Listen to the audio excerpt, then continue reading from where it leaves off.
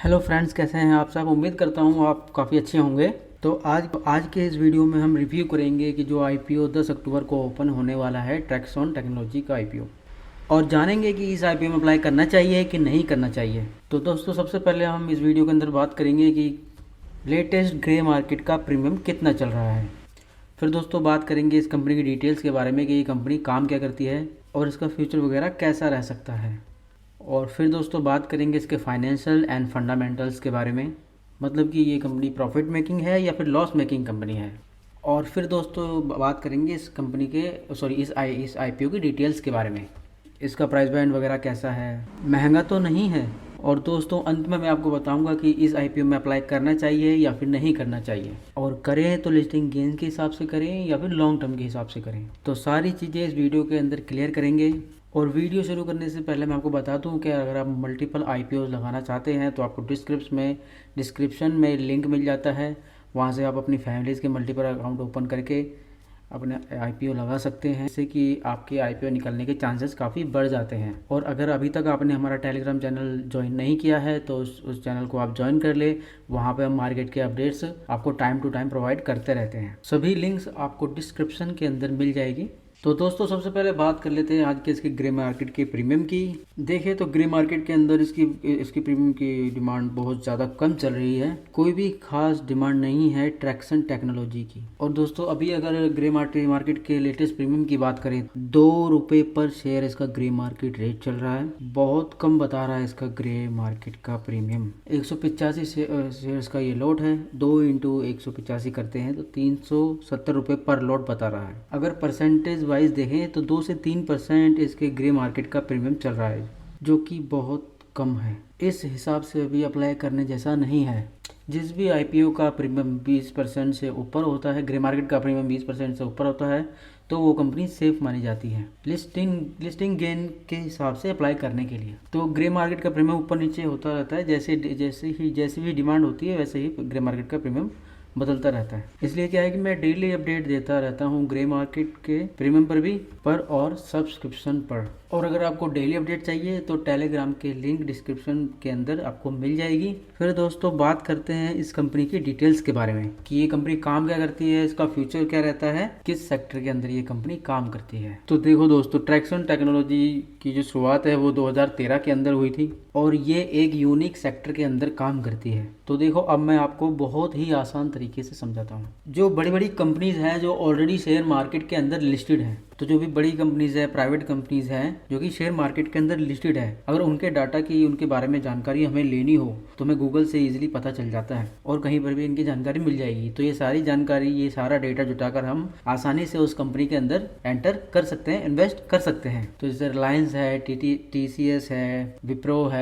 पतंजलि है, ऐसी जो बड़ी बड़ी कंपनीज हैं, इनका डेटा जो है वो हमें हर कहीं देखने को मिल जाता है। इजीली हमें गूगल पे अवेलेबल ये डाटा होता है, हम वहाँ से देख सकते हैं और इजीली इन्वेस्ट कर सकते हैं। और हमें ये पता रहता है कि इसके फाइनेंशियल कैसे हैं, सारी चीज़ें कैसी हैं, और हम आसानी से इसके अंदर इन्वेस्ट कर पाते हैं। पर कुछ ऐसी कंपनीज होती हैं, प्राइवेट कंपनीज होती हैं, छोटी कंपनीज होती हैं, यहाँ पर अगर हमें इन्वेस्ट करना हो या फिर जो बड़े इन्वेस्टर्स हैं उनको इन्वेस्ट करना हो तो वो कैसे इन्वेस्ट करेंगे, उसके लिए क्या है, ट्रैक्सन टेक्नोलॉजीज एक सॉल्यूशन प्रोवाइड करवाती है। मतलब जो भी बड़े बड़े स्टार्टअप होते हैं, छोटे स्टार्टअप होते हैं, जो भी छोटी छोटी कंपनीज होती हैं, जो कंपनियां लिस्टेड नहीं है, उनका अगर डेटा चाहिए होता है तो जो ट्रैक्सन टेक्नोलॉजीज है ये उनका डेटा लाकर छोटे बड़े इन्वेस्टर्स को उनका डेटा प्रोवाइड करवाने का काम करती है, ताकि उन कंपनीज को देख सके कि ये कंपनी क्या, कहाँ पे, कैसे काम करती है, उनके फाइनेंशियल फंडामेंटल्स वगैरह को देख सके। तो ये सब सारी चीज़ों का डेटा ये प्रोवाइड करवाती है, मतलब कि इंटेलिजेंस का डेटा ये प्रोवाइड करवाती है। इससे क्या है कि जो बड़े इन्वेस्टर्स हैं वो किसी भी स्टार्टअप के अंदर आसानी से इन्वेस्ट कर पाते हैं।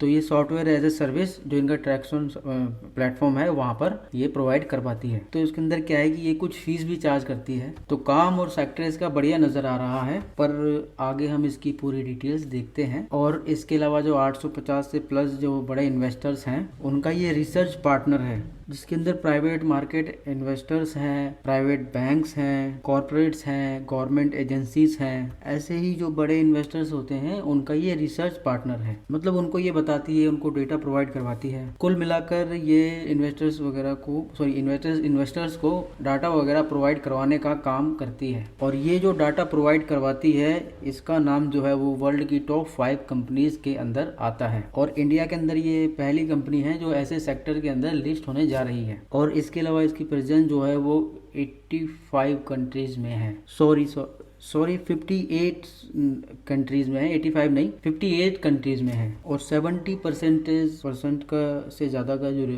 इनका रिवेन्यू है वो अधिकतर बाहर से ही आता है। और दोस्तों जैसा कि आपको एक बहुत ही आसान और सिंपल भाषा में आपको समझ में आ गया कि ये कंपनी बेसिकली इसका काम क्या है, ये वर्क क्या करती है। और अगर फ्रेंड्स आपको आसानी से समझ में आया है तो प्लीज़ वीडियो को आप लाइक जरूर करें, और चैनल को अगर आप अभी तक आपने सब्सक्राइब नहीं किया है तो प्लीज़ सब्सक्राइब कर लें। और दोस्तों ऐसी जो रिसर्च है हम 2 से 3 मिनट के अंदर आपको समझाते हैं कि ये कंपनी काम क्या करती है। और फ्रेंड्स ये सारा डाटा इकट्ठा करने में बहुत ज़्यादा रिसर्च, बहुत ज़्यादा एनालिसिस लगता है, इसीलिए आपको 2 से 3 मिनट के अंदर सारा डाटा हम समझा देते हैं, आपको आसानी से समझ में आ जाता है बहुत ही कम समय में। और फ्रेंड ऐसी वैल्यूएबल रिसर्च के लिए प्लीज़ एक लाइक तो आप जरूर करें, उससे हमें मोटिवेशन मिलता है। और दोस्तों मुझे पता है कि आप काफ़ी जगह सर्च करते होंगे, बट जो कंपनी की डिटेल्स हैं, डिटेल में जो हम बताते हैं ऐसा आपको कहीं और नहीं मिल पाएगा, बट मेरे चैनल पर आपको जरूर मिल जाती है, क्योंकि मैं इस चीज पर बहुत ज्यादा फोकस करता हूँ कि कंपनी का फंडामेंटल क्या है, टेक्निकल क्या है, वो क्या उसके फाइनेंशियल्स है, क्या वो काम करती है। इसी से ही हमें ये पता चलता है कि कंपनी फ्यूचर के अंदर कैसा परफॉर्मेंस करेगी। अब दोस्तों इसके फाइनेंशियल और फंडामेंटल्स भी फ्रेंड्स हम लोग जान लेते हैं। अगर इसके फाइनेंशियल देखें तो फाइनेंशियल जो है वो काफी कमजोर नजर आ रहे हैं। 2020 से 2022 तक अगर इसके एसेट्स देखें तो बिल्कुल न्यूट्रल है, कोई भी ग्रोथ नहीं है, ना कोई गिरावट है। और फ्रेंड्स इसका रेवेन्यू देखते हैं तो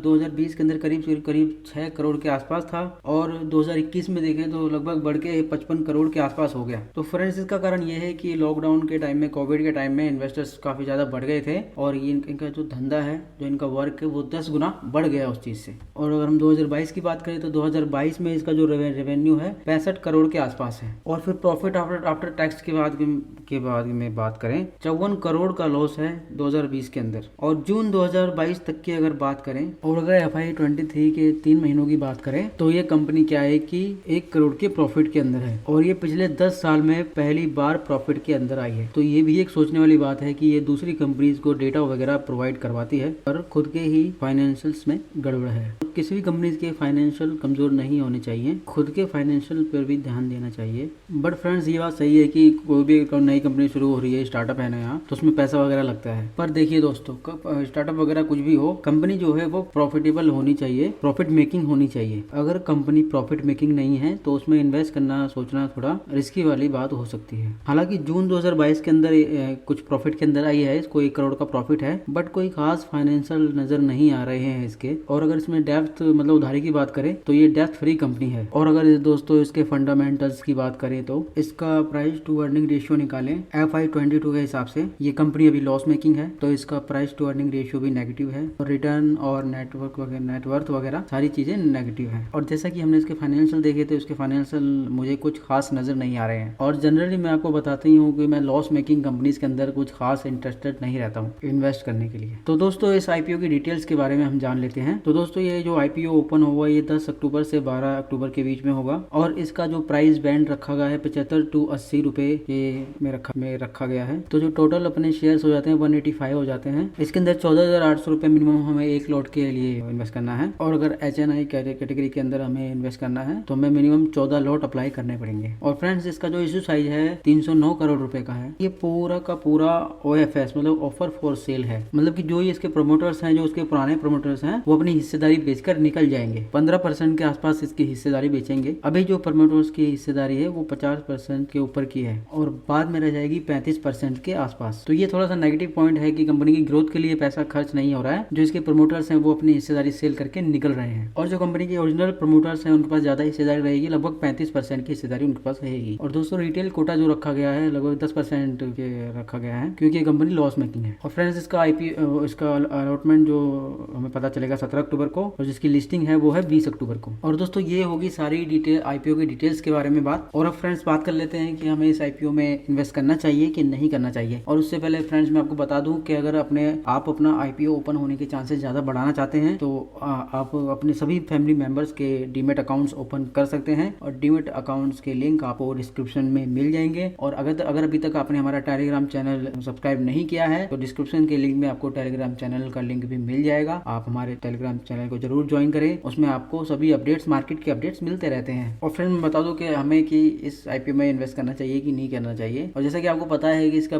ग्रे मार्केट का प्रीमियम बहुत ही कम है, और ग्रे मार्केट का प्रीमियम बहुत ही कम है, तो लिस्टिंग गेन के हिसाब से आज की तारीख में तो इन्वेस्ट करने का कोई भी जरिया नजर नहीं आ रहा है। और दोस्तों इसी तरह मैं आपको इसके अपडेट देता रहूंगा, और इसका फाइनल डिसीजन भी मैं आपको जल्द ही बता दूंगा कि हमें इस आईपीओ में अप्लाई करना चाहिए या नहीं करना चाहिए। और फ्रेंड्स अगर हम बात करें कि लॉन्ग टर्म के हिसाब से इस आईपीओ में इन्वेस्ट करना चाहिए कि नहीं करना चाहिए, देखो फ्रेंड्स लॉन्ग टर्म इन्वेस्टमेंट के लिए पहली चीज तो यह है कि ये कंपनी जो है प्रॉफिट मेकिंग होनी चाहिए। बट पिछले 10 सालों में फर्स्ट टाइम ये कंपनी प्रॉफिट में आई है, तो मुझे लगता नहीं है कि मतलब लॉन्ग टर्म के हिसाब से हमें इसमें इन्वेस्ट करना चाहिए। और इसलिए मैं ऐसी लॉस मेकिंग कंपनी से दूर ही रहता हूँ। और हो सकता है कि फ्यूचर में प्रॉफिट में आ जाए, बट अभी मुझे नहीं लगता कि हमें इसमें लॉन्ग टर्म के हिसाब से इन्वेस्ट करना चाहिए। और देखो फ्रेंड्स फ्यूचर हमने देखा नहीं है कि फ्यूचर के अंदर क्या होगा, बट अभी जो हमें दिख रहा है उसके हिसाब से लॉन्ग टर्म तो पॉसिबल ही नहीं है। बाकी फ्रेंड्स देखो ये क्या है कि पर्सनली ये मेरी राय है, बाकी आपकी क्या राय है, आपके फ्रेंड्स की क्या राय है, ये आप पर डिपेंड करता है। बट मैंने जो एनालाइज किया है, मैंने जो पूरा डाटा इसका